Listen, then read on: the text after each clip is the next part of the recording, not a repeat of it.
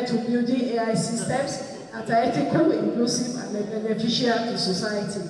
Thank you once again for your commitment and participation. I wish you a productive, engaging, and rewarding second year of learning. May God bless you all. Thank you. Let us sustain the applause. Thank you very much. So let's sustain the applause. Thank you very much, Ma. I also want to invite to the podium from the Cardiff Metropolitan University, Dr. Bola Omishani, to also share insights on, as we make a recap for the one. A round of applause as she makes her way to the podium.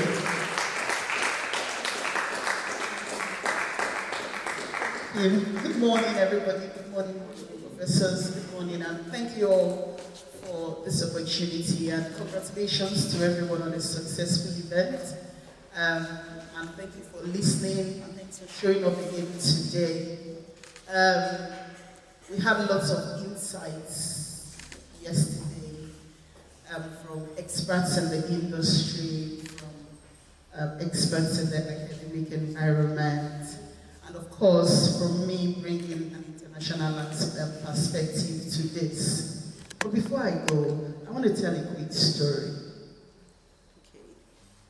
In a small city, there was, they had this, a man, I'm trying to remember the story, but I think I'll get it. The man is full of wisdom. There's nothing you go to him, he will tell you, just the way the experts are coming in. Okay?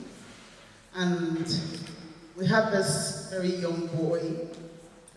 Apologies if I don't get the story, but I'm trying to drive to a point, all right? They had this young boy. He said, why is everyone saying this man is the most knowledgeable? He's full of wisdom. I'm going to prove to him that he's not smart. I'm going to prove to him that he's not the most knowledgeable. And then he went to the man. He said, "If you got wisdom," and he said, "Yes, but okay." He went to the bush, okay, and he got a bird. The bird was half dead, okay? And he said in his mind that I was going to ask this man what I had in my hands, okay? If the man says, I ask him what I have in my hand, and if he gets it, it's fine. I would ask him, is the bird dead or alive, okay? If he says the bird is alive, I'll squeeze the bird, okay? And then if he says the bird is dead, I'll show it to him. So, he got there and said, oh, man with wisdom, man with knowledge, man with understanding. Yeah. What have I got in my hand? He had the bird at the back of his hand. And the old man smiled and said, you've got a bird. And everyone in the city said, oh, yes.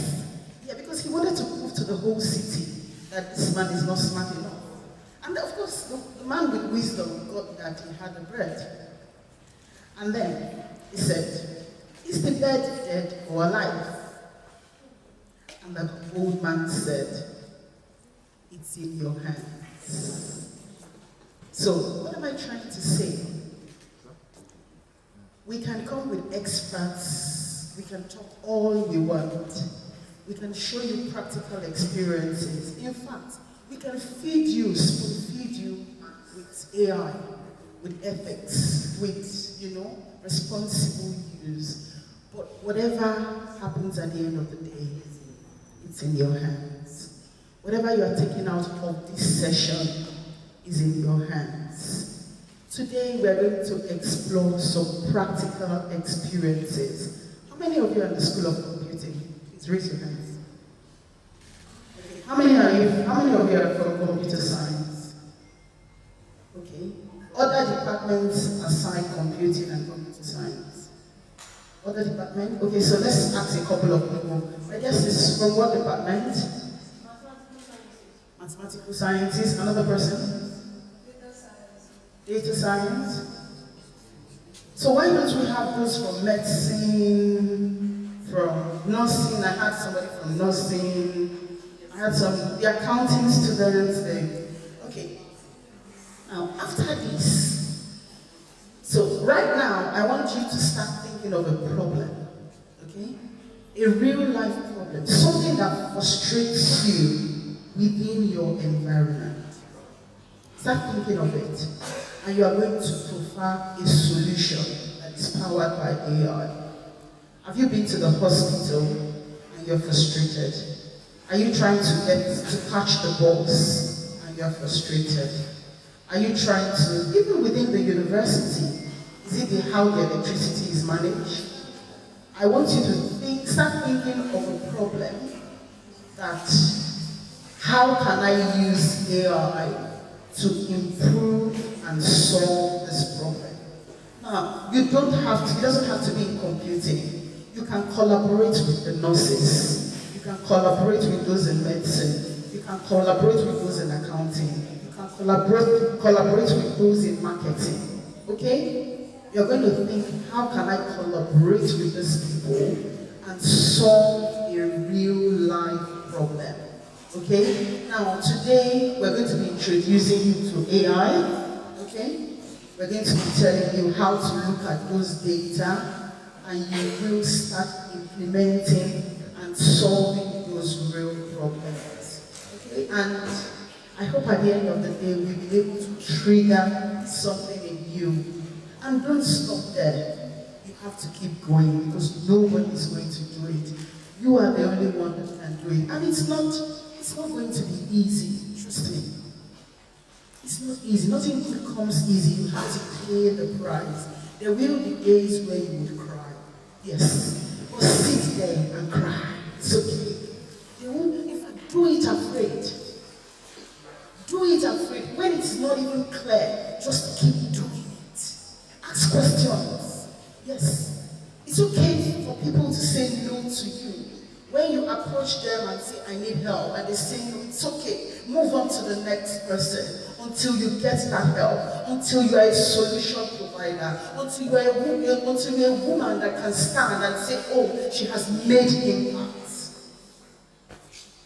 Okay? I don't just want you to come here and tick the box. I want you to come to this session today, or this 2-day session, and I don't want you to be the same. And let me come down to being a Nigerian. I'm a typical Nigerian. Okay? And you, can you get to where I am? Yes, you can. You can. By doing it afraid. Doing it without having an idea of exactly what you're doing. But you keep saying, I'll keep going. I'll keep doing it. Alright? And I wish you all the best. You may not have the opportunity to do this keynote. Please reach out to me at any time. I'm happy to listen to you, be able to support you. And to our professors, thank you so much. Please don't stop. Please keep seeking for those fundings. The fundings to get data, the fundings to apply and to do this kind of thing. It shouldn't stop here. It is just the beginning of so many great things. Approach us. Approach that funding. Do it afraid as well. Do it even when you don't even know what to do. Gain the international perspective. We have different values, we have different cultures, but still go ahead. Still go ahead. Please. And I wish everyone all the best. And of course, greetings from Cardiff Metropolitan University, and we hope for better collaboration. Thank you, everybody. Thank you very much, Ma, for your insightful comments and very inspirational message to young women. And I believe that all of us have learned a thing or two from what she told us. Without further ado, we're going to this 4th session of the program, Building AI Entrepreneurship Skills Among Young Women. And to do justice to this is Professor Oladunni Daramola. Please a round of applause for her.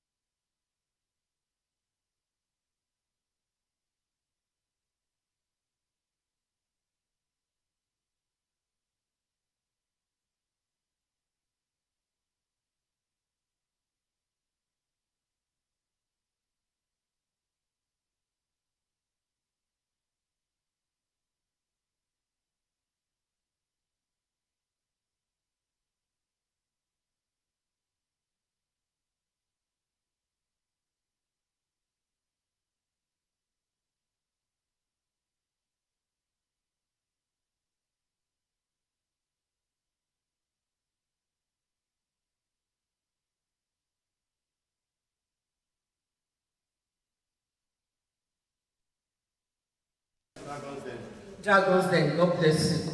So what do they do there? If you have a business idea, you go there to pitch your idea. And there are investors who are ready to invest in that business so that you can commercialize it. And why would they ask you to come and pitch your idea before they invest? They want to know whether you have the capacity to make good use of that investment. Nobody is ready to waste his or her investment. So they want to know if you have that capacity. It is after you have demonstrated that you have the capacity to bring about profit. After they would have invested in you, then they will also invest in you. And this workshop is about capacity building, because that's the first step in empowerment. The first step in empowerment is to build your capacity so that you will be able to utilize whatever is invested in you. So we should actually appreciate them better for this opportunity. And like I said earlier, we have quite a number of our population, especially the young one, and even the women that are unemployed. And even when we say they are employed, what kind of employment? Just like we were talking about, Dr. Bishade was talking yesterday about these bars, you already have the mind that some jobs are for males and some jobs are for females, especially the tech ones. We believe that the females don't actually have much to do there, but that is not very correct. Thank God we have quite a number of females doing well in the tech world. So it's important that we understand why we are here. So what are skills? I won't waste much time, but I know we know what skills are. Every one of us, we know what skills are. That is your ability to be able to carry out a particular task. Then we'll talk about innate ability. Innate ability is just your natural ability. But when you have the innate ability and you don't do what you need to do, I'm sure you will not have the competence, you will not have the expertise that is required to carry out that task. And that's why we say the talent is there, then training and practice. We'll talk about focused training. I want to be trained on this particular skill. I want to know how to do it. I want to possess the knowledge to be able to do it. And then consistent practice. I've seen that a lot. If you have been coding in the past and you leave coding for a while, what happens to you when you come back? Sometimes it's like you are starting all over again. That's the essence of consistent practice. And from consistent practice, you gain experience that will help you to be able to do better. So, for competence, you have to be intentional about what you are doing. You have to repeat the practice over time. So, a successful entrepreneur will possess knowledge, will have ability, and will have competence. So, to be skilled means that you possess all of these qualities that we have mentioned. And there are different categories of skills that we'll talk about. The hard skills, we'll not waste time on them. Soft skills, I'm sure we have been learning about hard, soft skills, transferable skills over time. So hard skills are teachable, technical abilities that you can quantify, you can measure, and those can be acquired through formal education. And we have different examples that are listed. Your soft skills, these are very important. They are our attributes, they are our interpersonal abilities, what you can do. And one important one, every one of those skills is very important, but communication is as important as anything. If you are an entrepreneur, you cannot communicate your idea, you cannot communicate your business to people that will what do you call it now? That will come and buy your product. Then your product will just sit down there. Sometimes you have the goods, you have the product, you have the services, but you can't get it across to people who actually need it through good communication. then you are actually missing out. So communication is a soft skill. It's also a business skill. It's a soft skill. It's also a business skill. Every entrepreneur needs it. So the transferable ones, there are skills that you acquire on a particular job. And then when you move to another job, you are able to take those skills with you to also improve on that particular job. So what is entrepreneurship? Entrepreneurship, like I have it there, is the creation. Please pay attention to some keywords there because they are very, very important. Not everyone is an entrepreneur. So if you look at yourself, study yourself, am I an entrepreneur? And if I'm an entrepreneur, what can I do to make it better? So it's the creation or extraction of economic value through identification. You know, the first step in entrepreneurship is to be able to identify, is be able to know that there is a particular challenge that we need solution.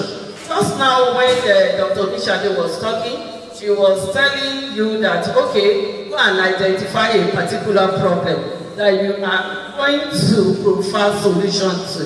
So we are talking about identification and commercializing of opportunities to deliver products or services. So I want those keywords there. So you identify a particular opportunity and then you try to extract something, value from it, to create a particular product or service, and then you want to commercialize this particular service. So it's very, very important. So what is the use of AI in all of this? You want to identify an opportunity, you want to provide solution, you want to create value, and then you want to commercialize this value. What will AI help you to do? So, like we have been told since yesterday, I don't think we need to waste much time on what AI is. We have been told over and over again what AI is. Artificial intelligence. We want to mimic human intelligence in machines so that they will be able to perform those tasks that humans are also doing intelligently and sometimes even better.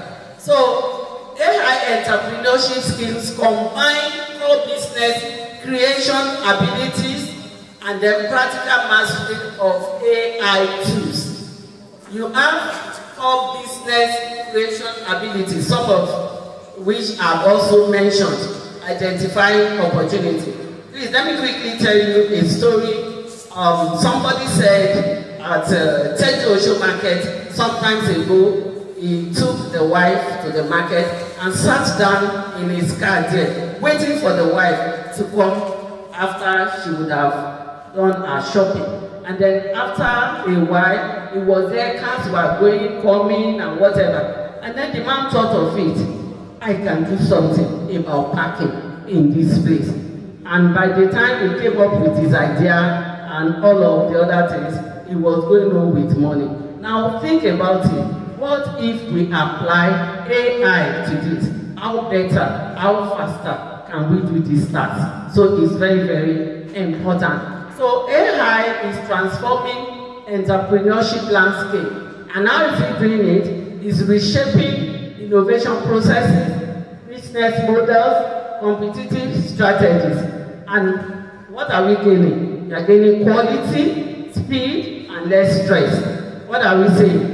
If a system is automated, definitely it's not all automated systems that are AI powered. Please get that right. Do you understand? Talking about AI, I'm just, okay, if we're talking about automation, then when we take a step further and talking about AI powered system, then we know that, yes, we are having something better. So we are talking about quality, speed, and at the same time reducing the energy or resources that you are going to commit to that particular system. So AI reshapes the entrepreneurial innovation by accelerating idea generation. We said you identify opportunity. From there, you begin to generate ideas, and it's very, very important. We have AI tools that can assist us in rapid brainstorming that will make it faster. When you sit down in your corner, you alone, you are thinking about a particular idea. Go online, type that idea, some AI tools, you will see what will come up. Quite enough, and then you begin to review all these ideas and see how it can be done better. Then AI helps us in automating market research. By the time we go on, you'll see, if you are an entrepreneur, you have an idea, you need to also know your market. You need to validate your market. It's very, very important. You need to know that this idea, this solution I'm bringing up, are there people who are willing or ready to pay for it? And that is very, very important. So with AI tools, you can do any validation of your market so that you don't waste your time producing what people will not use. It is very, very important. Then AI tools can also help you compress prototyping cycles. When you are preparing your MVP, minimum viable products, AI tools can help you do it faster and better. So AI acts as digital assistants that can help innovators, creators, build market-ready products with fewer resources. So AI is driving operational shifts. It's not just a tool, it's now a force. I think Professor Oyinbode also mentioned it the other time. AI is a force now to be reckoned with if you are going to be a successful entrepreneur. Talking about democratized founding, focus on judgment, recursive learning. You know, democratized founding is talking about using human and AI tools to do a, you know, when you want to scale a business, you think of employing more hands. But with AI, you may not need to employ more hands. AI can assist you with that. And then the human can also now focus on the administrative tasks and the rest. And one thing about it is that AI helps in continuous learning. You can always have continuous feedback that you can use to improve your system. So I've said it, AI is not just a tool, but it's a force, helping us to create value, helping us to capture value, helping us to sustain that value. You know, when you create a value, you need to sustain it. And that's why if you see an entrepreneur, if he starts with a particular product today, that product will not remain on that particular standard that it starts with. They continue to improve on it, make it better, so that they can continue to be relevant in the society. So there are some businesses, they focus on optimizing processes, but some focus on redefining the market. And that's what we call disrupt. Some come into the market to disrupt, to change how things are done in the market. And by the time they are able to do it successfully, we take over the market. There are AI tools that can help us with that. So AI, as we have said, has created business opportunities and ventures. Talking about AI first startups to AI enabled businesses that we have around us. And an example of AI first startups are companies like OpenAI, that is those companies that build their products on AI capability. They rely primarily on AI. And one good example is our Open, and I'm sure many of us are familiar with OpenAI. An example of OpenAI products. God bless you. So, core AI entrepreneurship skills. What are those skills that you need to possess if you are an AI entrepreneur? It's important that you know. You need some technical AI competencies that you need to know. Prompt engineering, Professor Ojoko will be doing justice to that very soon, so I don't need to waste time on that. Then no code, AI automation, AI-powered decision-making, AI content creation, building AI workflow. And how are you going to acquire these technical competencies worth talking about? One of it is capacity building that we are mentioning. So, AI competencies can engage customers through the use of AI, and some companies are already doing that. I'm sure you know that Amazon does that often. That's what Amazon does. Most of us that we use, how many of us use Amazon? You don't buy books, you don't buy things, you don't do whatever on Amazon. Please, let's begin to do that. It's good for us. Then talking about ethics, privacy, risk, awareness, and bias. Dr. Bolade did justice to bias yesterday, so we don't need to also waste time on it. Then AI tool evaluation and start design, creative ideation with AI, data literacy. Then talking about human-centric skills that AI cannot replace. As much as we'll talk about using AI to do a number of things, there are some human-centric skills that AI will not replace, like storytelling, empathy, human judgment. You understand? So, empathy, you need to understand the need of the people that you actually want to provide solutions to their problem. If you are not able to empathize with them, you are not able to understand their needs, you may create a product or a service that will not meet their need, and then nobody will pay for it. So, there are some strategic entrepreneurial skills in this AI era that we must understand and we must pay attention to. There was a research by Sweet Scout and MIT Sloan that highlighted some of these entrepreneurial skills that we need in this AI era. Talking about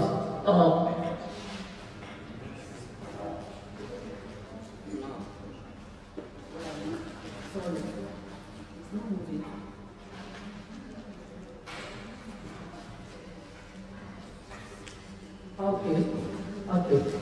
So, technological literacy, that is, as an entrepreneur, you need to understand AI capabilities, you need to understand its limits, and you need to understand at what point you will need to integrate AI into your business or into your venture. Then talking about business model innovation. So, there are 3 questions that you need to answer talking about business model. Okay, so any business model must answer 3 major questions. Who are you serving? That's your market. And then, what are you offering? What is your product? And how will this product generate profit? I put an example there. OpenAI. Who is OpenAI serving? Who is OpenAI serving? The global communities. And it serves you as an individual and it serves you as an organization, depending on your needs or what you want to use it for. And we already gave an example. All of us go through the other time. What product is OpenAI offering? One of their products is ChatGPT. And then the 3rd question that needs to be answered is, how are you generating profit? You know, OpenAI and most of these AI first startups generate profit by subscriptions, licensing, and sometimes by partnership. So that's how there are other examples of AI business models. Okay. AI business models. The first example that we have there is the AI as a service. AI as a service. there are platforms through which services are rendered to the people that provides AI solutions to some of our problems. AI as a service, that's the one thing. An example will always mention the fact of OpenAI. Why? Because I think most of us can relate with that. It's common among us. And you can also provide vertical solutions, that is specific solutions to specific industries. I think we have been mentioning healthcare and a number of other industries where these are possible. And there are some healthcare solutions, financial solutions, retail solutions powered by AI that we have. Then you can have an AI-enabled marketplace. An example, a common one, Amazon has AI-powered marketplace. And Airbnb pricing. How many of us know about Airbnb pricing? Airbnb. Well, you can virtually book for hotels, accommodations, and a number of things through the platform. And then we have, what do you call it? Amazon recommendations. If you go on Amazon, Amazon can recommend a number of things for you after studying your pattern on the system. Then there are autonomous businesses that use AI-powered solutions. There are data-driven products. There are AI-enhanced businesses. Even your traditional business, you can use AI to enhance it. Recently, how many of you noticed that WhatsApp has introduced adverts on WhatsApp status? You scroll your WhatsApp status and then you begin to see some unsolicited adverts there. Those are AI-powered adverts, and that's AI-enabled businesses. So there are market opportunities. It depends on where you want to plug in. In healthcare, in education, just to mention a few, in fintech, in retail and e-commerce, in governance, in agriculture. These are AI market opportunities. So just like Dr. Bola Omishade said the other time, look around you. What are the challenges around us? What are the problems around us? Well, like we usually say, people see problems, entrepreneurs see opportunities.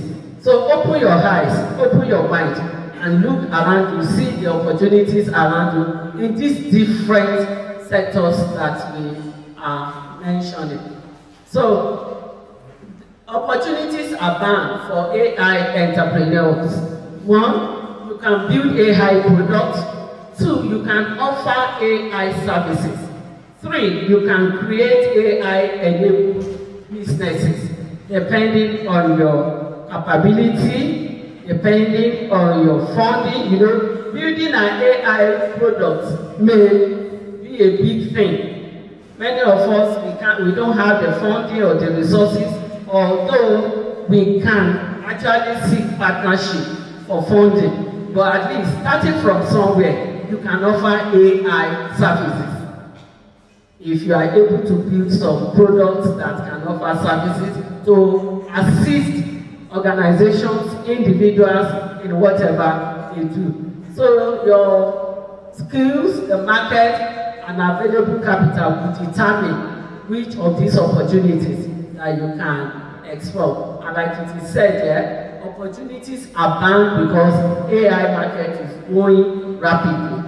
And that's why you should plug in yourself at the earliest possible time. So you can do, for services, an example, you can do consulting, you can help with automation and a number of things. You can create AI-powered workflow and see the target industries. Are they not around us? We have banks, we have hospitals, we have schools. I think a nurse came up yesterday requesting that we should assist with providing solutions to some of the attacks at the hospital. That's a very good opportunity. We can work in collaboration with someone like that. Meet out what are the challenges, and then what can you also do. With that, we can come up with solutions that will be useful to our society. So in this case, you are selling your expertise rather than building. That is when you are offering services, you are selling your expertise rather than building from the scratch. So you can develop AI solutions, practical solutions in healthcare, like we have said.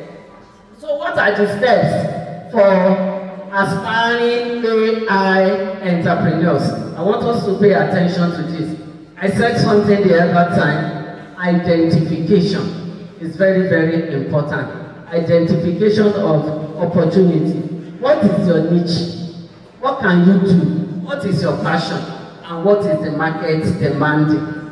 So if you are able to answer these questions, then you are identifying what you can do. So if you have passion and you have skill and there is no market demand, it is just a hobby. Do you get that? You have skills, you have passion, but there is no market demand. You are just having a hobby. Wow, thank you. That's great. And if you have the skill, you have the market, and there is no passion, then you are going to burn out. Because whatever you do, especially entrepreneurs, you must have passion. That's why they don't give up. If you have passion, even when you face challenges, you don't give up. You continue to look out for ways of taking care of your challenges. And then you must think like an entrepreneur, not like an AI user. It is very, very important. To be an AI entrepreneur, you still need those abilities, those skills of an entrepreneur. An AI user will ask, what can this tool do? But an entrepreneur will ask, what does the society need? That is identifying opportunity in the society. And then they will now ask the next question. How will AI help me to do it better, faster, with less energy? Do we understand? So that's how an entrepreneur will think. So AI entrepreneur, these are the steps you need to take. And for your information, there are AI tools that can help you even in discovering your niche.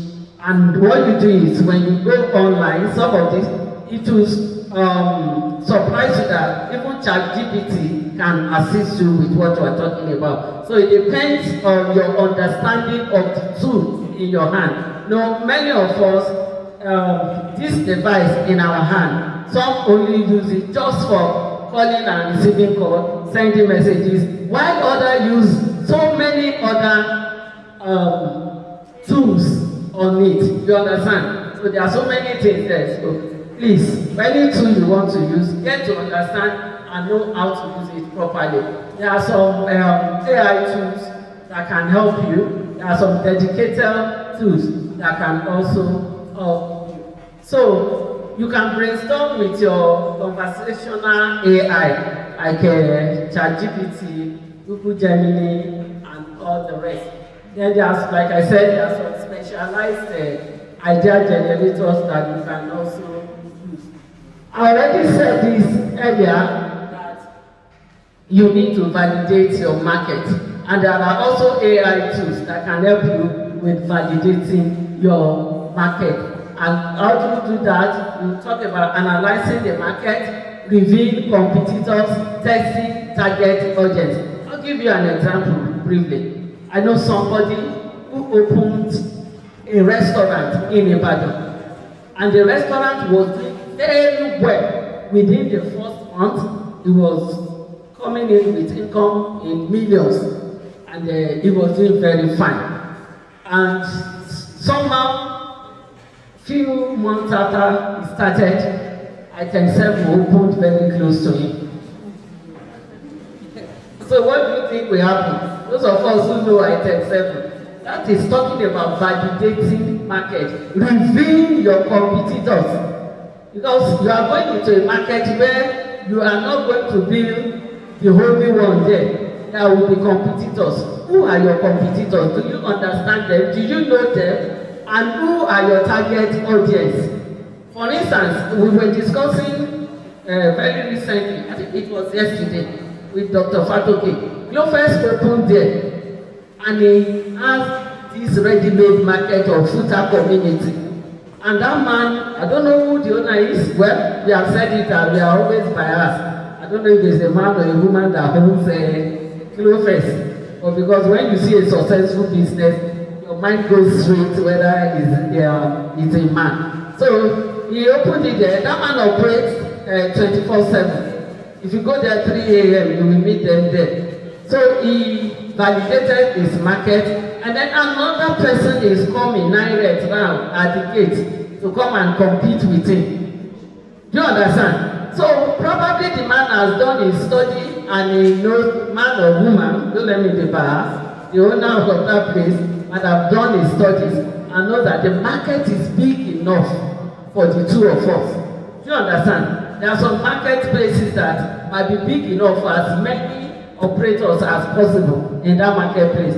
But in a marketplace where it's a matter of population, quality, and a number of things can determine whether you will last in that market. So we have AI tools that can analyze internal data, your sales, your inventory, whatever you want to do, and there are some evidence-based viability tools that are available listed there. Then the third point, the first point is niche identification. Second one is market validation. So the third one now, you need to build your MVP, your minimum viable product. And you are going to test the market with that product and see if people will accept it and will be willing to pay for it. So there are core AI capabilities, and that's it. It learns from data.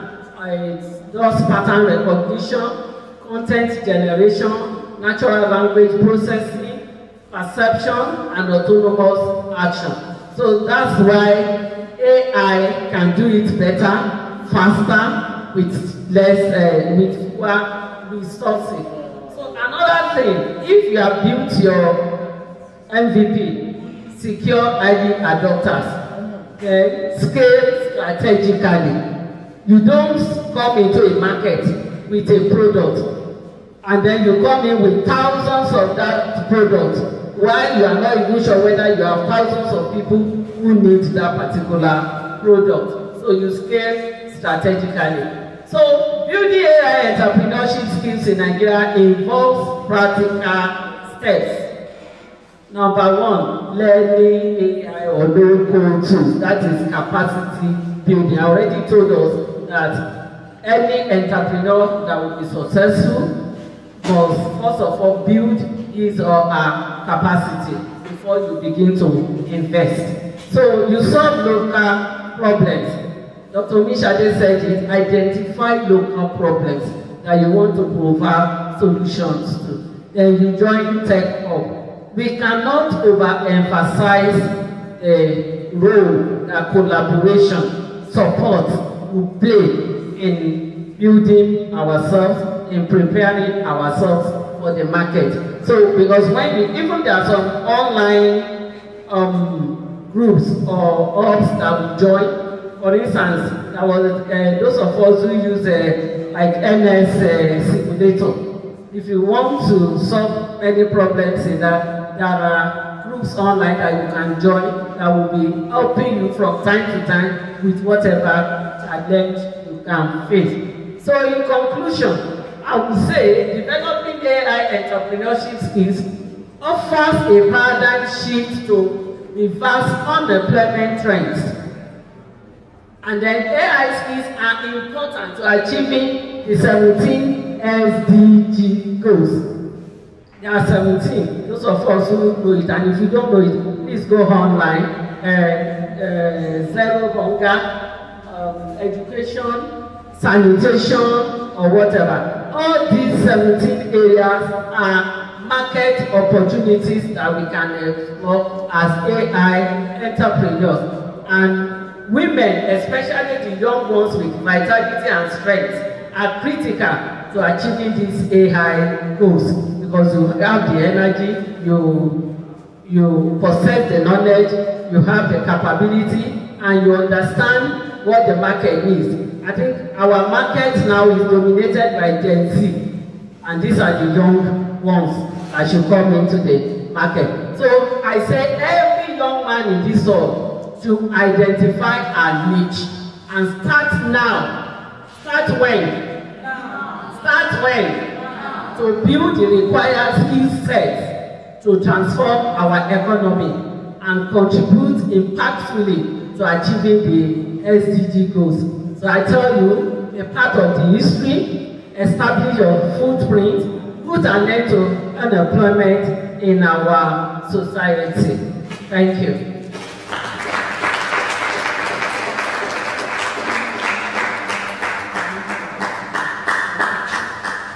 Please let's sustain the applause. Thank you very much for that insightful presentation on building AI entrepreneurship skills among young women. Thank you very much. Please, we're going to take questions for each session so that we don't lump all the questions together. So if there's anyone here with a question, my show of hands, identify. Questions, please, before we go to the next session.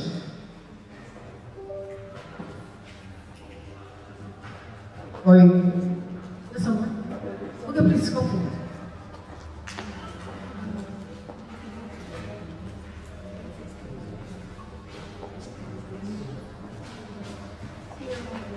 My name is Favory. Okay, my question is, are there organizations that sponsors maybe projects? Like, let me say, okay, I was given an assignment in school and then to like entrepreneurship class, and then I built a campus loan app. But then after I was done building it, I could not launch it because it requires money to launch it. So I'm asking that, are there organizations that sponsor that kind of programs and skills?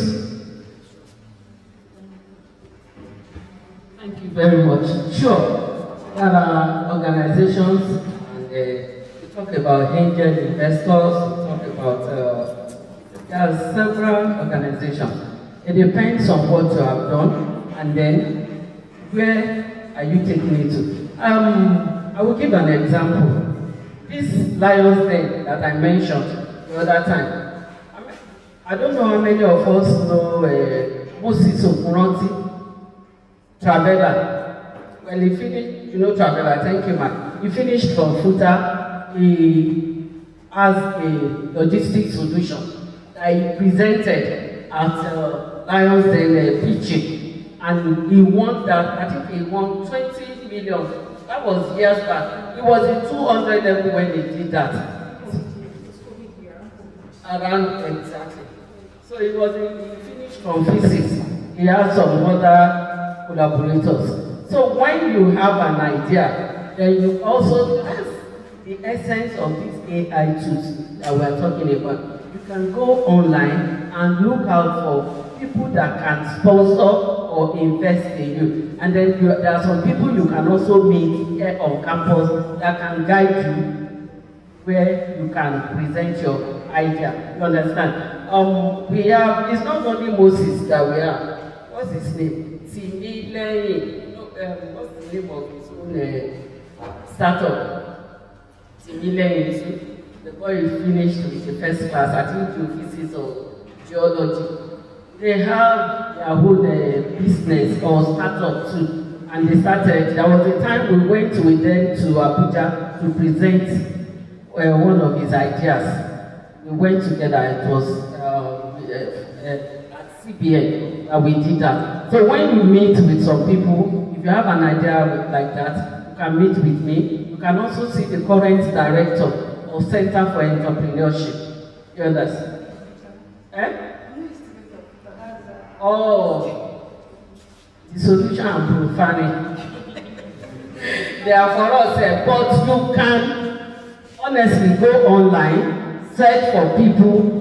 You can use these AI tools that we are talking about, search for people that can sponsor your idea. But please be careful.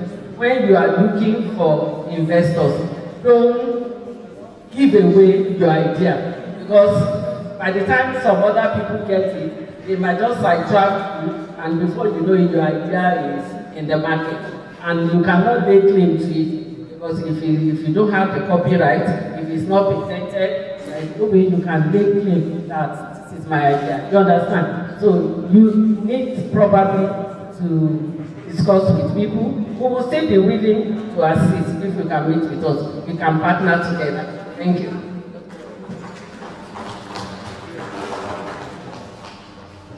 I'm sorry, just to back up what Professor has just said. So before you go ahead, I was going to point out to you, before you go and reach out to these people, you need to either get a patent for your ideas, or before you even get to patenting your ideas, what seemed like a solution to you might not be a solution if it already exists, okay? So you want to compare what you have done and ask yourself, does this system already exist? And try and spot out what gap you're trying to fill. It could be that what already exists does not fit in within the Nigerian environment. And then you evaluate it. You get people to use it, okay? Just the way we are having this event, we are collecting some data to actually see how we can do this over and over again. So get people to evaluate and test your product and then publish it. Before you reach out to these businesses, you make sure that you have published your data, you have published your solution in some prestigious journal or validated journals, articles, okay? And then you reach out to people on LinkedIn. Go to these companies, reach out to them. That's after you have published it, you know that you had a patent, you've evaluated, and you're sure that you are making real impact. Now, while I say you go and meet your professors are very busy. You have to do the work, and then they will be there to guide you. Their role is not to spoon feed you. Their role is to guide you and point you in the right direction. Or go to them, okay, with those ideas after you have already done most of the work, and then they'll give you feedback on what you have done. But anyway, go to LinkedIn, go reach out to this business. It doesn't even have to be in the UK. Do it afraid, like I said. You might feel they will not answer you. They see it. They see it. Go to their LinkedIn, look for their emails on their website in the US, in the UK, search. And just this way, AI has made it very easy. Go on ChatGPT and give it your idea and say, okay, but don't worry, it's going to steal your idea, so be very careful as well. Okay, so be careful, reach out, look for these companies, look for their contact, send them an email. They read it. Do. They read it, and if they see that it's a good idea, I am telling you 100% that they will respond to you.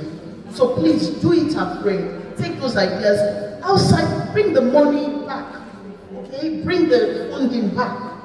All right? Then I hope that answers your question. I would also like to add that there's a place for mentorship too. You need to have a mentor. When you have that idea, it's good to see your mentor to guide you. You know, there's a way, when you talk about brainstorming, talk about collaboration, your mentor can easily help you to expand that idea so that you could receive international grants. So it's somebody you trust, your mentor is somebody you trust, and I believe, I listening of this HERHCAI workshop too, you can identify people that can be your mentor, those people that you can easily confide in concerning your ideas, that can help you to blow it up to meet international standard. So that's just my take for that. Somebody else has a question? Let's go forward. Does anybody else have a question? So we'll take two of them together.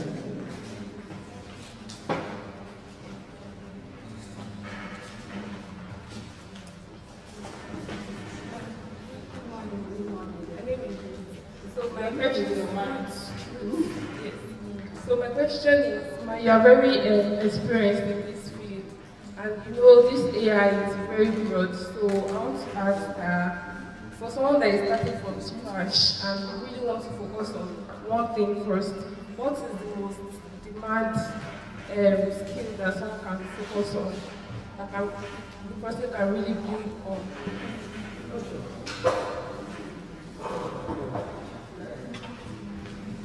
You are just starting and you are asking for, like I said, there are three major areas that AI entrepreneurs can explore.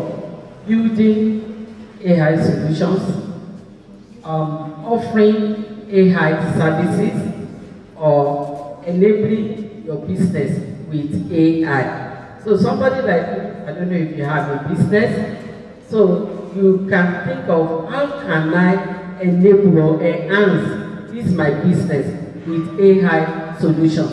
And there are tools that you can use to start with. They advertise all these no-code solutions. I think I put one link on my slide. Please go to my code or something like that. It is a platform that you can learn how to use some of these AI solutions. And like I said, it is capacity building. Be ready to invest in yourself. You may need to pay a price, like she said the other time. You need to pay a price to be able to get to where you have envisioned yourself. This is where I'm going to. So be ready to learn. I think the first step is to learn. And what are you doing? What is the AI tool that can assist me to be better in what I'm doing? What is my goal? So if you go online, there are AI tools. These conversational AI tools, if you go there, tell the AI tool, this is what I want to do. What can I do? Or what tool can I use? And some of them may need to pay a little token. You understand? So if you are ready to commit your time, sometimes it may be time that you need to be committed to. You know, there are so many adverts online now that you can use AI tools to be better. They will say 28 days, 15 minutes daily. Are you ready to pay the price of 15 minutes daily for 28 days? So it depends on where you are starting from. If you're a business owner who wants to enhance his or her business, what type of business are you doing? Go online. What kind of AI tools can I use to enhance my business? For instance, now, WhatsApp is allowing people to advertise on status. These are people, I don't have their contact, but they just come on. I see. Sometimes you will see one of these adverts and you'll be interested. That's an AI tool helping you with advertisement. That's AI-powered advertisement. So it depends on what you are doing currently, what exactly do you want to achieve, and what tools will be useful for you. So you need to understand, then go and learn that particular tool, and learn it and be competent with the use of that tool. Are you good? Thank you.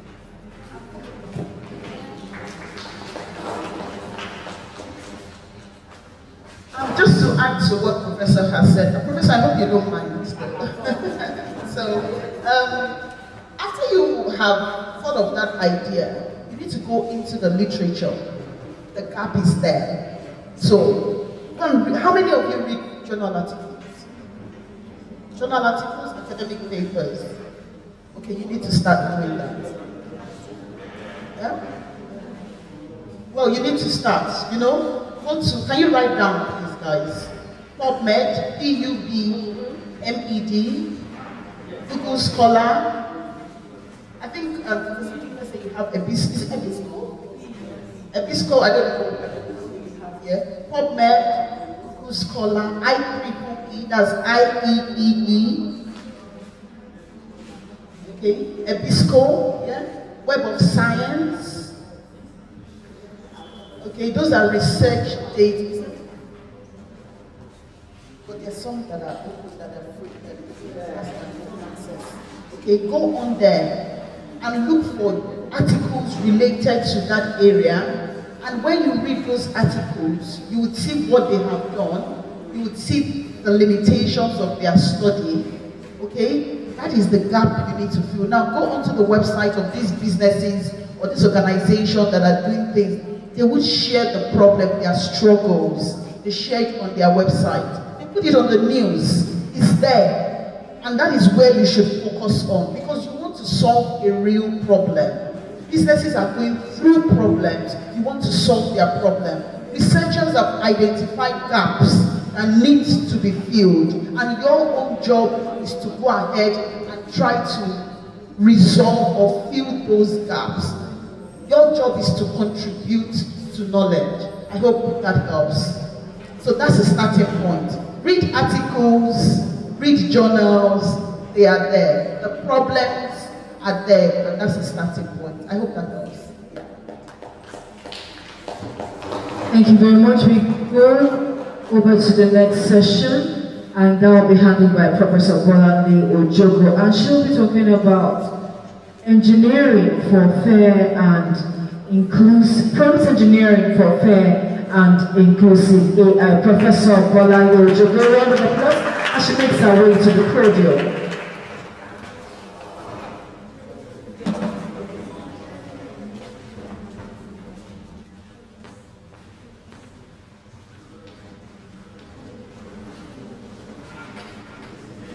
Good morning. So, hope you're going body.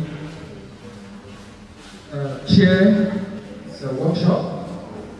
I also greet you, Dr. Bolan Mishade, who is the co-chair for coming all the way from UK to educators and for collaborating to facilitate this very important event. Say good morning to everyone who is here too. The topic presents is prompt engineering for fair and inclusive AI. Since yesterday, we've been learning a lot about human-centered AI and how to ensure that we as women get the best from the use of AI. I know many of us may not be developers, but we want to use AI to achieve different purposes. And it's important, just as we've been seeing and feeling from this event since yesterday, that women should also be integrated into this process consciously. And also the general human factor of using systems, which AI is one of them. So we want AI to feel, to respond to the feeling, or to have empathy also like a human we do. So we want AI not just to behave like a system, typical system that is non-living, but responding to humans who have feelings. And it's important that we, when interacting with AI, we interact in such a way that we expect to get fair response. We expect to get accurate information that will be useful for us. And that is why we have a talk on human-centered AI. Artificial intelligence is rapidly becoming part of our daily lives. We all know that. So we can't shy away from it. It's getting to the point that if you don't use AI, any of these tools that we have all around us, you will just, you get too tired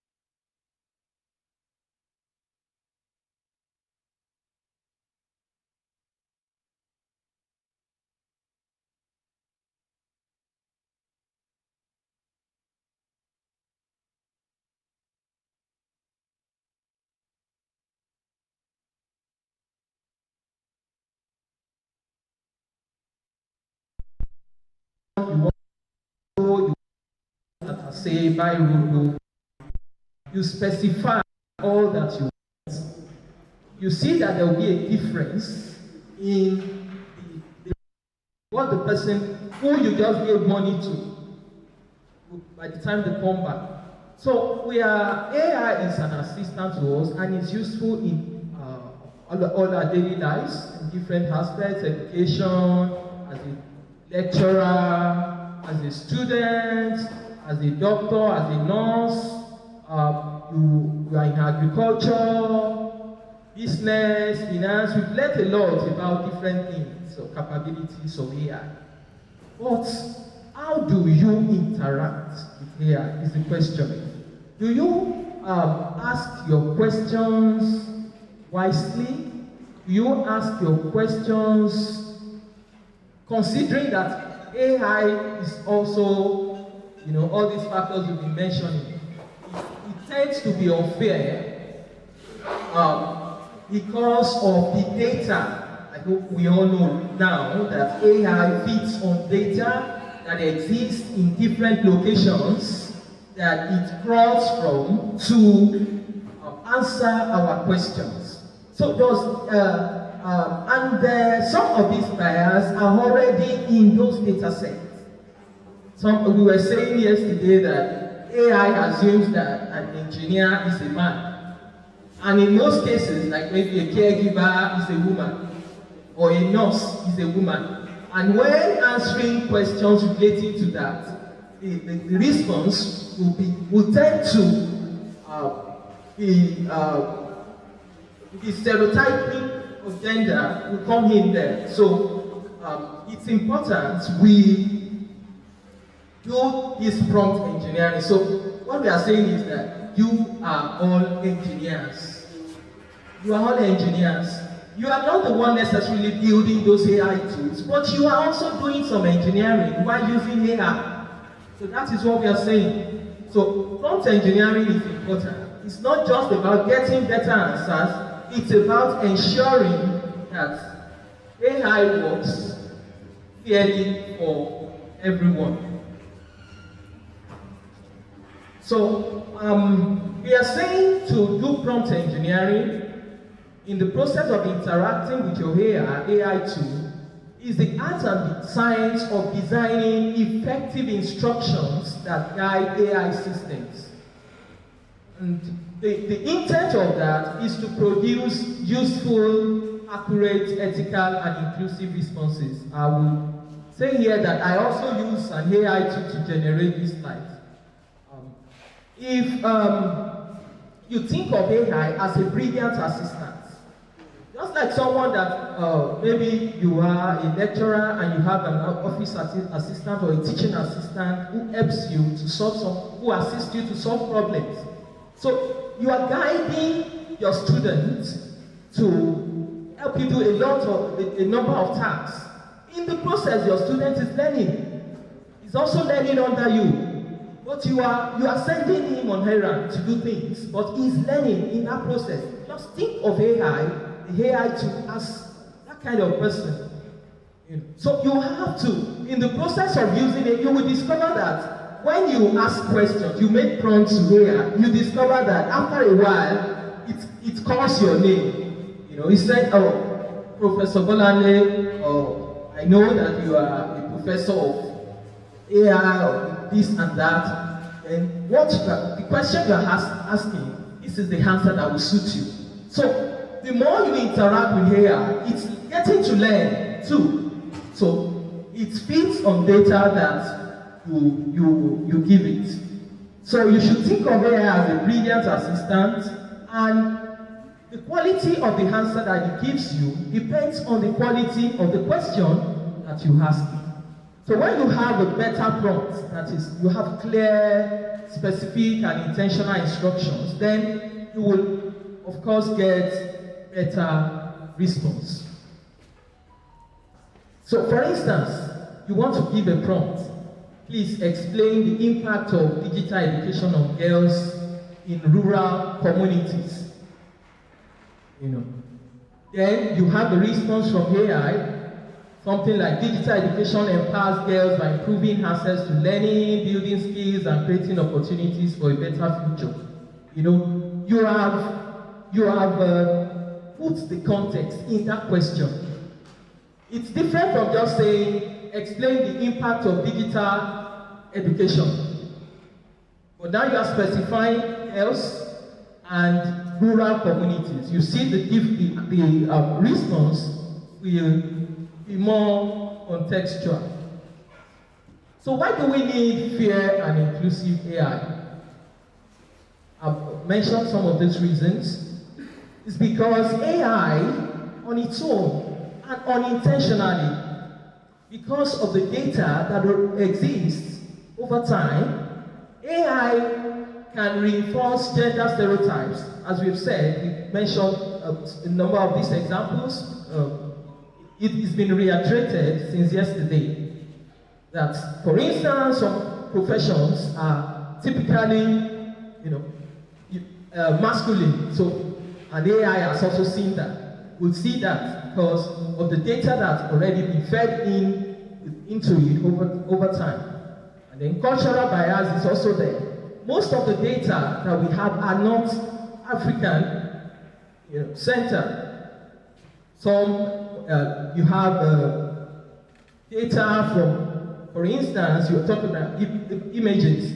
You have most of them from the Western world, and then you want to generate an image of an engineer, and you see maybe one Uyiboma in the engineer garment, something like that.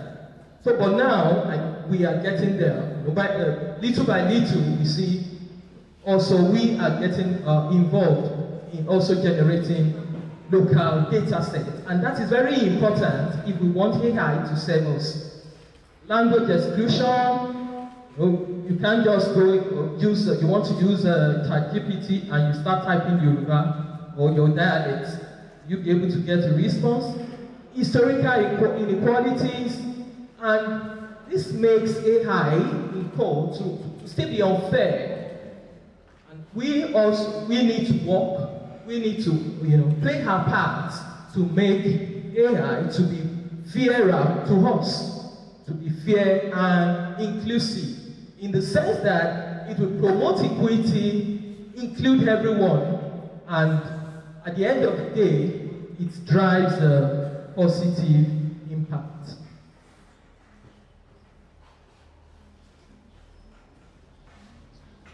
I've already mentioned what human-centered AI is. It places people at the heart of AI development. And the guiding principles are fairness. That is, AI should treat everyone. It should treat everyone justly, without any bias. It also should be transparent if it makes decisions or it answers a question. For instance, you should be able to say, well, this is why I answered this question this way. So the process of what it does should be understandable. And then accountability is very important. Somebody asked a question, I think in one of the panel sessions yesterday, that somebody asked AI, maybe the person was depressed and he asked a question, and AI said you should commit suicide, and the person went ahead to do so, for instance. So, if we have AI systems where the developers don't have some level of accountability, then there is a problem. We are in trouble already. So the developers too are accountable for some of these, some of the answers or some of the results that we generate with our AI solution. So why systems are accountable? People, it's not only one-sided anyway. So if the system and people who develop them get accountable, we also, that are using the system, also have some level of accountability. So it's by-way. Privacy, protecting personal data and individual rights, and also AI should be designed for everybody, diverse people, not just females or males or educated. who are even illiterate to have their concerns. They have problems too, they have challenges, they have questions that AI can assist them to answer. So I know we will get to the level where we have AI systems that can interact with local people, with local communities, even in the underserved communities where we don't have internet access and people want to also need help and they cannot really relate with typing or mobile on Android phones. How can they also get some solutions that are AI centered? Inclusivity and respect for human dignity. So one way to make or to create human-centered AI solution is prompt engineering. It's one practical way to support these principles that we have highlighted. So to talk about what a good prompt will be, that is to say, you want to ask your AI to a typical question. There are some 5 components that are involved. Even though it's not every time that you have to put each and every one of them. Of course, you are not just there having a plain prompt window, you don't do anything, you don't type anything, you type something. It might be a question, and that is the task. But other components are important. For instance, the role, the context, the task, constraints, output formats. They are basic,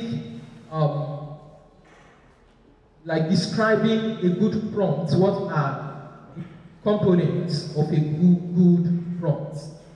The task here is maybe somebody who is a public health educator. He wants to, he or she wants to go to the community and wants to answer some questions relating to breast cancer screening. So what the person will typically do, asking maybe ChatGPT, for instance, will say, explain breast cancer screening. That is the task. But if you want a better response, you want a more accurate, and when I say accurate is relative to who is asking. That is what serves you, what actually answers your question is what we now say an accurate information. So the person puts the role, you are a public health educator, and you are going to address rural women. The eldest is rural women in Nigeria, that is the context. Then the task is explain breast cancer screening. And then you might need to add some constraints. Use simple English, because you don't want it to be complicated. Then output format. How do you want the output presented? Present as 5 bullet points. Because if you don't do that, for instance, it can just display content in words, in some sentences. So what you get as the sample output is what we have there. Breast cancer is a disease where cells in the breast grow abnormally, on and on like that. You have those 5 bullet points. That is an example of doing prompt engineering well. So you have those different parts and try to include them when you are prompting your AI is important. I know there is an hands-on session that will deal more on that. So a bad prompt versus good prompts. You have a bad one at the left-hand side there, saying, tell me about entrepreneurship. It's too generic, and in that case, it may overlook the fact that you are a woman. Now you are a woman, you want to ask that prompt. You can ask, like, you have an entrepreneurship mentor, suggest 5 AI-enabled business ideas suitable for young women in Nigeria. Include startup costs, require digital skills, and potential social impact. Can you see the difference between the two? The other one that you just tell me about entrepreneurship would not be as relevant or as useful to you as for instance, maybe I'm an entrepreneurship mentor, just like our professor was discussing with us. She's the mentor in that area, and she needs some guide. For instance, as she came here this morning, she might want to ask her GPT some questions before she came, for instance. Instead of just saying, tell me about entrepreneurship, you see, there will be a difference in the output too. Now, doing prompt engineering for fairness, it's saying that we should have prompts that are well crafted. This will help ensure that AI is fair, it's inclusive, and it's beneficial for everyone. So when you are designing your prompts, you should specify diverse perspectives. So it's not just a one way, you just ask a question and it brings the result. So that sometimes you also go back again, streamline the response, streamline until you get what you want. So you specify diverse perspectives and you avoid stereotypes. So it's not, we have mentioned describe what stereotypes is about when there is a response. For instance, somebody mentioned that yesterday, maybe a vice chairman to refer to something like an executive, the CEO of the company, and you see him, this in the response already. There's a kind of stereotype there, and you want to say no, it's a woman. You might want to write a letter, for instance, as a secretary, you're told to write a letter to a particular department. You want to state how AI will help you to write that letter. So it's possible. It's not all the time you need to brainstorm and be thinking about, because already you have an assistant. You can do that for you. So you want to write a letter to the director of the Center for Gender and Entrepreneurship, for instance, who is a woman. I want to write a letter to her to render appreciation on behalf of my boss, who is a man, on the help she offered to our department when she came to give a talk on this and that, something like that. So you specify, and then you see the letter coming out. But if you just say, I want to write a letter of appreciation to the director of Center for Gender and Entrepreneurship, see that there is a difference. So you have already added some context. Apart from the task, you have given some description that makes things easier. So you requires balanced viewpoint. Include underrepresented groups, that when you are you are asking or designing prompts, and ask AI to explain assumptions. An example there is, instead of describe a successful scientist, for AI to answer that question fairly enough, you can say describe successful scientists from different genders, cultures, and regions, highlighting their contributions to the society.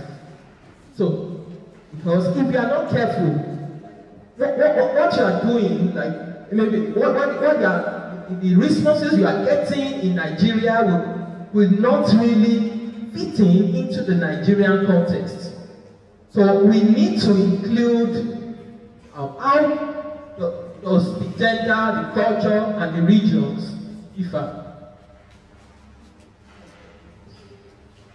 So, practical applications of prompt engineering. How can prompt engineering empower women. It can empower women depending on where you need it. For instance, as a lecturer, I can use AI tool to generate questions. I have my course material. I can generate questions from it, and then it can also help me with answers to them. So it makes my work easy. I don't have to be reading through the lecture notes before I ask questions to my student. And I have the marking guide already provided, even allotting marks. So what it depends on the prompts that you give it. A student, you need a study guide for your lecture notes. The lecture notes is there, you can supply that, and then tell AI to give you a study guide. You have your own, the way you like reading. How do you like reading? You won't put all this, all this content in the prompts. Then it can give you a guide on how you can read. Or you want to create a timetable, set a reading timetable for yourself based on the courses that you are offering 9 courses, and you want to generate a reading table in preparation for your exam, for instance. If you put all the content correctly, then it gives you better results. It can also help you to assist in research support. For instance, you want to even prepare a proposal, you know what the funder is looking for, you know their requirements. You can put their requirements, and then if the idea that you have, maybe a broad one, and then put it can generate a kind of recommendation for you that you can streamline till you complete what you are doing. So AI can help in different ways. It can help people in healthcare. You can generate your health education materials with AI. You can even communicate with your patients. You are a nurse and somebody asks you a question. The patient asks you a question, what can I do in this situation of maybe I've been having some incessant headache. It might not even be giving drug, but explaining what the way he or she feels, you can help the person, guide on maybe the way it can help to address that situation. Business plans for entrepreneurs. You can generate your business plan as long as you have the correct prompts you are giving. You can generate business plans or proposals, marketing content, funding proposals, and so on with AI. And then those who are also doing agri, climate smart farming advice can be provided. You want to generate a CV, AI can help you. But you don't just say, AI does not know you, you just say generate CV for me. But you have to supply some content, you have to supply some prompts. You know the good things about yourself, AI will help you polish it and give you a good CV. You want to generate recommendation letters for somebody or your student, tell AI some of the qualities the person has, and then the requirements of that company or university that needs the recommendation. You include it, and then the recommendation letter is there. You don't need to be cracking your brain to generate that. You can even use the person's CV, and then the knowledge of what you have of the person, and generate a recommendation letter. So there are different ways. You want to prepare for interview, you can use the AI to prepare interview. It gives you some questions that you can prepare for. So, but the fact is, you need to supply some information. Then it helps in skill development and different ways. So a flexible prompt framework. I've mentioned that before. The role, the context, tasks, requirements, constraints, and then the output formats. So prompt engineering is very important. We can't overemphasize that you need to supply clear and specific information, what you want exactly the AI to do. Then the context is also important, because an example is generating a recommendation letter. It's for different organizations. What AI will generate for you will be different. It will be some one recommendation letter for the same person might not serve for two different organizations. So it depends on the requirements, for instance. So the context is very important. Should be your prompt should be context aware and then goal oriented. What do you want to bring out of it? It should be fair and ethical, and then it should be well structured. So if you have better prompts with better AI understanding, better decisions, and that will make a lot of impact, of greater impact in the society. There is an example here, and I think some of these have already spoken to them. The lecturer wants to prepare revision notes for undergraduate students. So the way the prompt can look like is what we have there. We are an experienced university lecturer in computer science. Prepare a one-page study guide on AI for second year undergraduate students. Yes, you also mentioned the level of the student, and then use simple English, including 5 key concepts. So 2 real-life examples, and then 3 revision questions. Present the response using headings and bullet points. And you take that to class. You don't need to stop yourself. It makes life easier for you. So another example is healthcare, patient education for rural women. Scenario is a health educator wants easy to understand information for women in rural communities. I've also spoken about that before. Women entrepreneurship. Our prof has said a lot about that. For instance, you have here an entrepreneurship mentor who needs to discuss about AI-enabled businesses for women in Nigeria. Then with a startup capital of less than 500,000 naira. You see an example of what is being generated there as the output. So what are the key takeaways of this presentation? We have learned that prompt engineering is a foundational AI skill. Better prompts will produce better and more responsible AI outputs. Fair and inclusive prompts will help to reduce bias. And then we as women have a critical role in shaping ethical AI. Human-centered AI starts with human-centered thinking. So we also should think as humans, and then when we are interacting with our AI, then it's also like following us to be human-centered. Well-structured prompts save time and boost productivity. Responsible prompts protect privacy and build trust. Practice, reflect, and keep improving. That is it. Prompting is a skill. I can testify to that. The way I used to prompt some 6-8 months ago is not how I do it today. So you get better. At the time, you're also learning in the process. So it's a skill. You should keep learning, testing, and iterating. So remember that the quality of AI depends on the quality of the prompts we give it. You ask, AI answers. You guide, AI serves you. You lead, and AI empowers you to do that. So better prompts produces better AI, and with better AI, you make better decisions. And when we all make better decisions, what do we have? A better world. Thank you very much.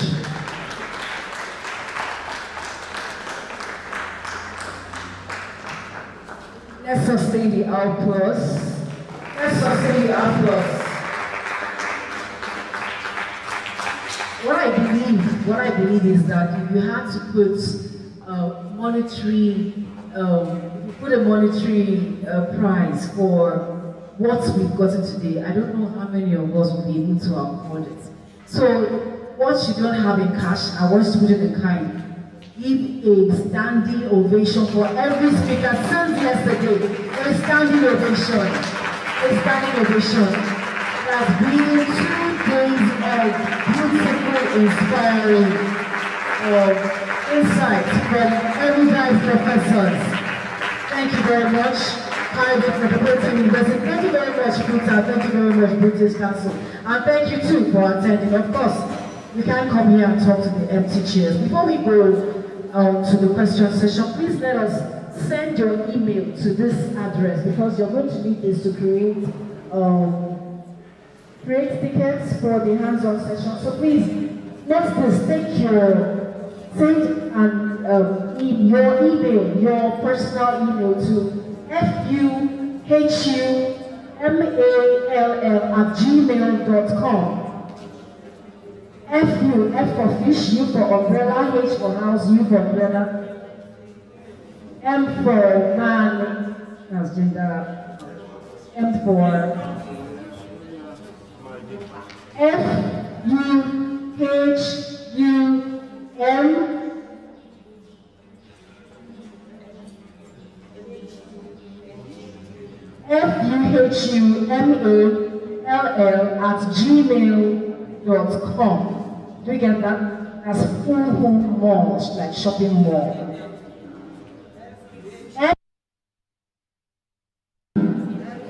HUMALL@gmail.com.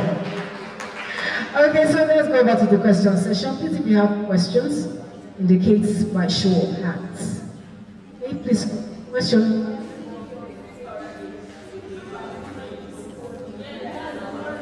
Yes, that one, yes, you're correct. Thank you very much. Question. Thank you, Prof. A wonderful lecture. I really gained lots on the Spanish and academic staff. So, my brother, take of Prof that you know how to use AI to generate questions as an academic staff. How to use prompts to generate questions with your material, your lecture material. So I would like you to expatiate on that and how to go about it. Thank you, ma'am.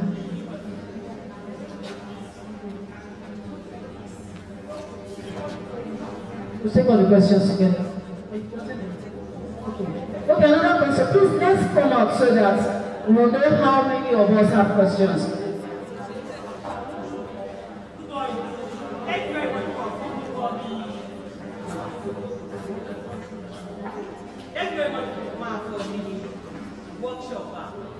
The question I want to ask you is prompting. When we want to ask questions, for instance, like end up preparing lectures for students, how will my question, if I'm going to set question with AI, won't the student also get the same prompt? That's my question.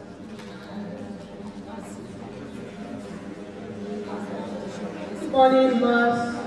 Good morning, everyone. My question is about prompting AI to humanize your report. For example, I am trying to write a literature review. Going through some literature reviews, I have written mine out, and it's telling me some AI generated. Is it right for me to take it back to AI and tell it to humanize it? Will it be acceptable globally? Thanks. Okay, please come forward.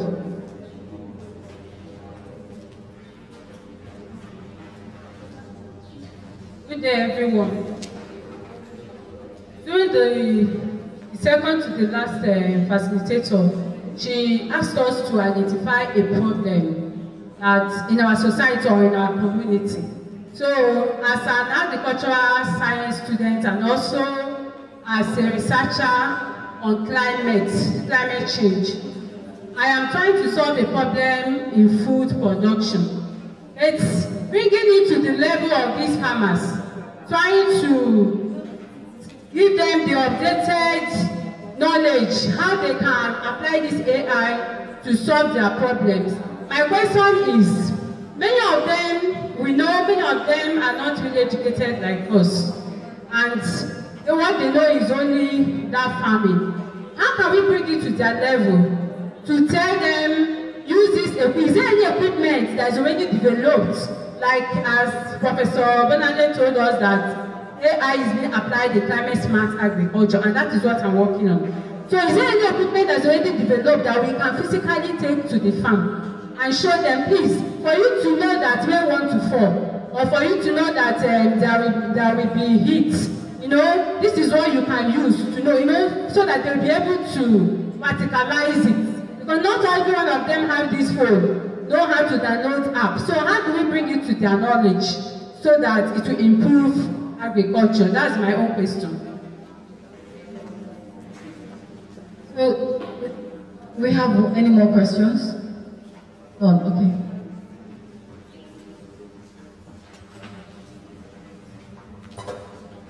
Okay, thank you. Listened to the number of questions. I'm not sure if the last one was addressed. Maybe it's two.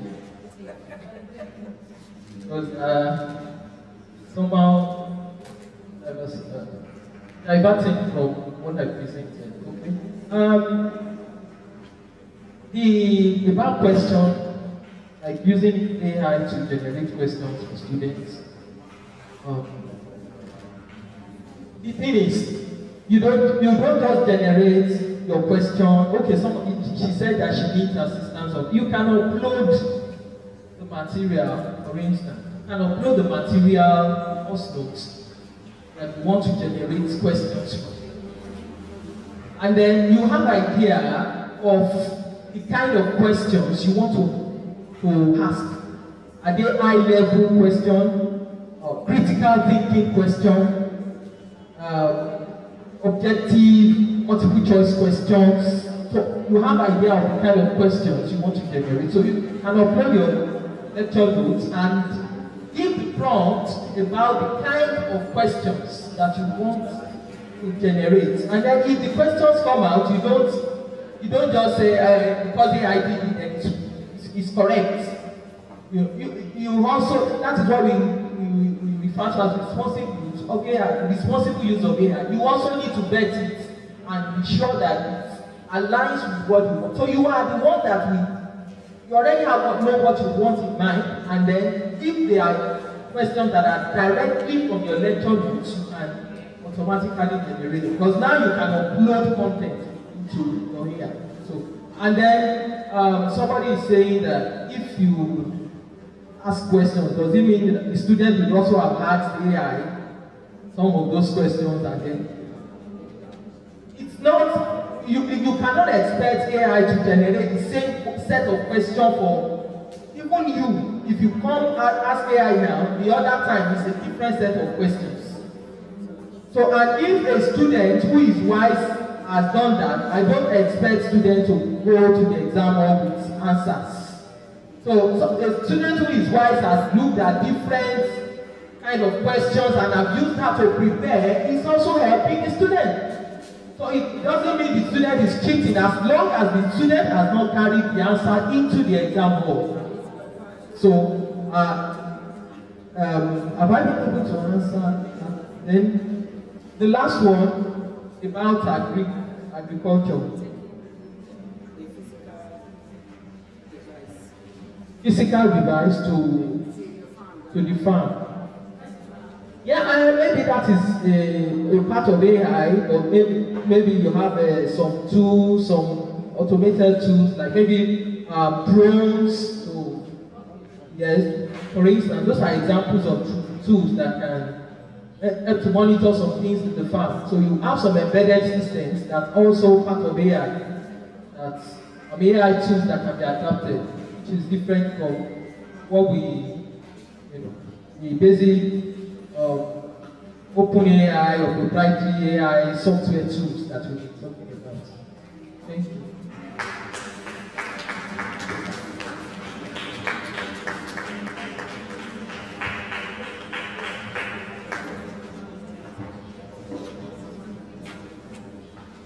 Have all the questions been answered? Okay, yes.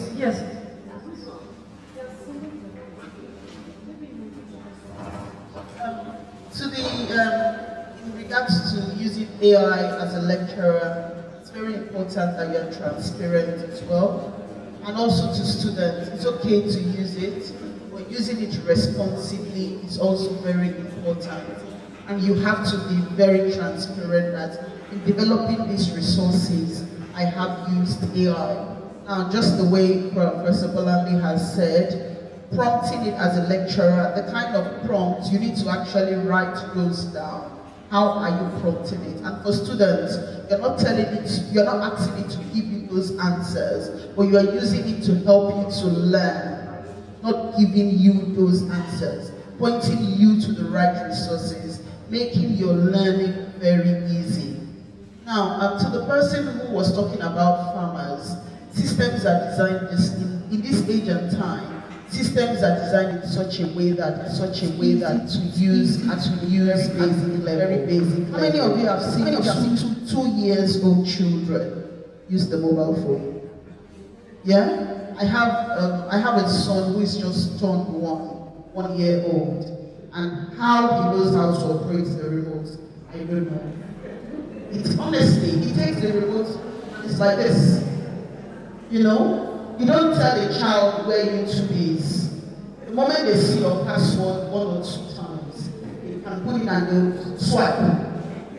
They'll swipe and click on YouTube. It is human-centered. So those systems, now, your role as a researcher is create workshops for these farmers and educate them on how to use these devices, how to use this system, and do your research.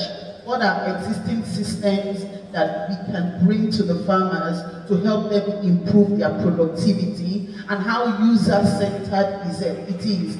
Now, if it's not at the level of those farmers, then there is a job for you to do. That is the problem. That's the gap that you need to fill.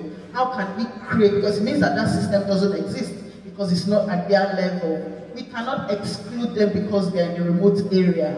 We need to start building systems that will work for those people. So if already existing systems cannot work for them, then good for you. You can apply for funding and say, well, in these remote areas, we don't have systems that is workable, that is usable for this group of people. We need the money to build this system.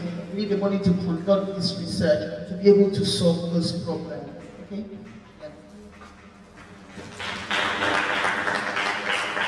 I would also like to ask, thank you, Professor Ojoko, for that wonderful delivery. Based on the theme of our workshop, empowering women through human-centered AI, so we have prompt engineering to actually assist you to tailor AI to your own particular need. Instead of letting a general output, you can tailor the AI to give you specifics. Also, we have to use AI responsibly. When you use AI, it's not you indicate in your references that you use AI. You can indicate the name on the board. One thing, because most of our participants they are students, please, because I've seen several. When I give assignments to students and I throw it out, fortunately in Kutaya we have Eternity, and I see assignment of students leaving 96% AI assisted. It's not good enough. 96% AI assisted. So you yourself should have your own personal input, and just like the speaker told us that AI should just be your assistant. It should not take over your thinking. It should not take over your life. So it's to just assist you to know the concepts, to know how to break it down. But the core is what God has given to human beings. That is how, after AI. AI can never replace human beings. They are just here to assist. So have that in mind that even when you talk about prompt engineering, then you have to have in mind that you have to use AI responsibly, and so that the society can gain. AI makes mistakes. I remember there was one that was trying to get an information about some biblical insight, And the AI gave me a wrong, thank God I'm a Christian, he gave me a wrong Bible passage. Immediately I saw it, I knew that it was wrong. Instead of Daniel chapter 6 verse 3, he said Daniel chapter 3 verse 6. Instead of 6:3, he said 3:6. So actually can make mistakes. So your own knowledge is the root. Then AI can assist you. Thank you.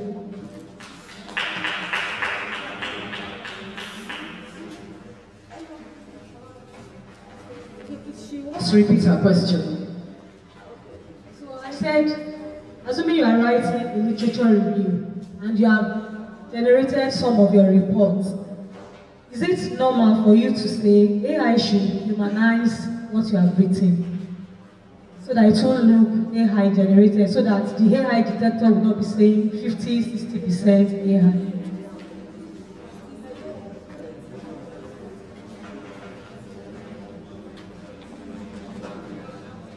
Thank you very much. I said the other time that there are skills that AI cannot replace, and one of it is human judgment. You are the owner of the idea. You want to present it in a better way. That's why you are seeking AI assistance. So whatever AI is giving you, the responsibility is still on you to go back and check. I'll give you an example. After I prepared my slides, I wanted to give my conclusion. I drafted something as my conclusion, the slide I just presented. And I now took it to AI to rephrase, rewrite, and whatever. And when AI gave me the response, I went through it.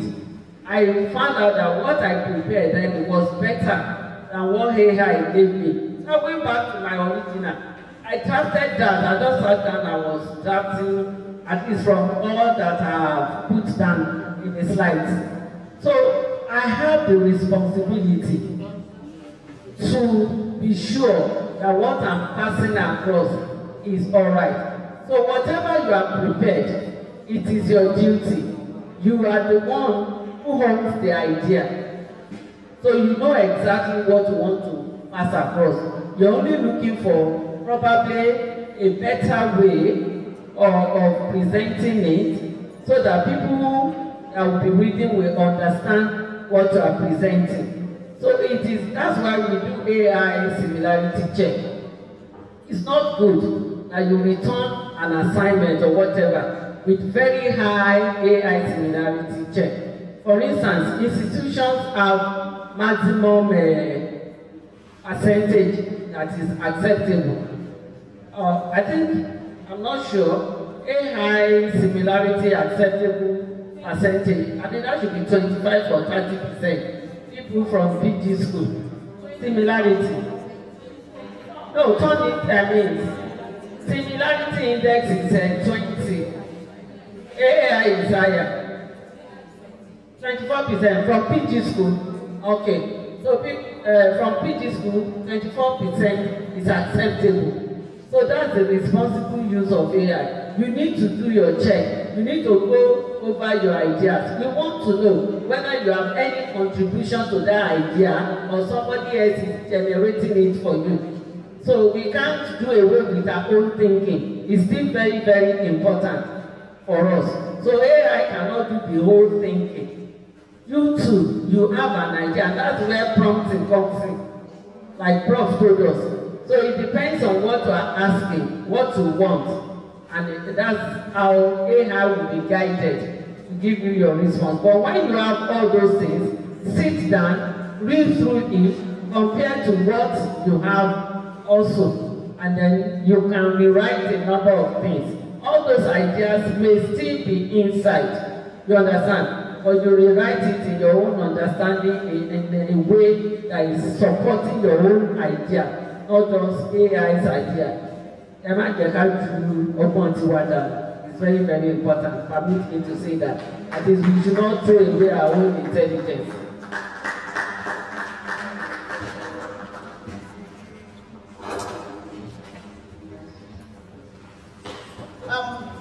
Just to add to what Prof has said, it's okay to use AI to improve your readability. It's okay to ask it to humanize. Of course, it's your idea. But you need to be transparent and declare that I have used AI to improve readability, and of course, keep a record of your prompts on how you have prompted AI, just in case it's questioned, okay? And that covers your back, all right? And this would fly anywhere. Internationally, nobody will question when you have clearly or explicitly said, this is how I have used it. And yeah, and you're very transparent about it, okay? Thank you very much, Well, I believe we have exhausted all our questions. And right about now, before we proceed to the hands-on session, we'll have group photographs here in the hall. I think we'll take that batch by batch. We're going to take some here and then some with the backdrop at the back of the hall. So we're going to take Jesulewa Sam. Please would like you to direct proceedings for this session.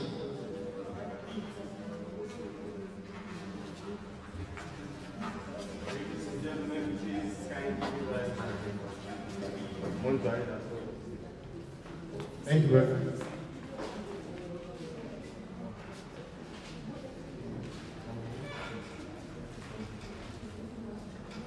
Right, so we are going to be arranging ourselves.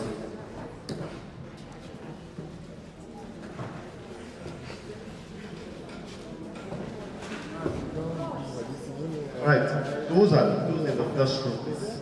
Kindly come up. Those on the first row, lady in black. Please kindly come up stage. Are you taking pictures? We are all taking. Please let's be quick. Those at first row, please let us stage. Please, those at second row, please kindly follow suit. As they are moving, you join. I want that.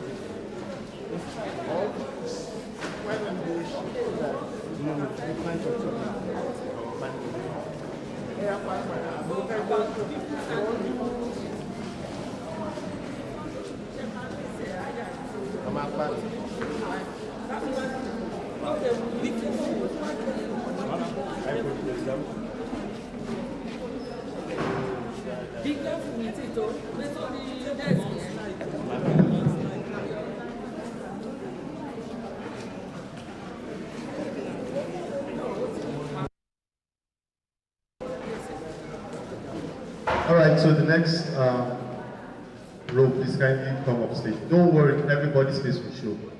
I assure you. All right, please, the next row. And those at the other end, please kindly join me. You go to the back. Those that are tallest to the back, those are average like that, and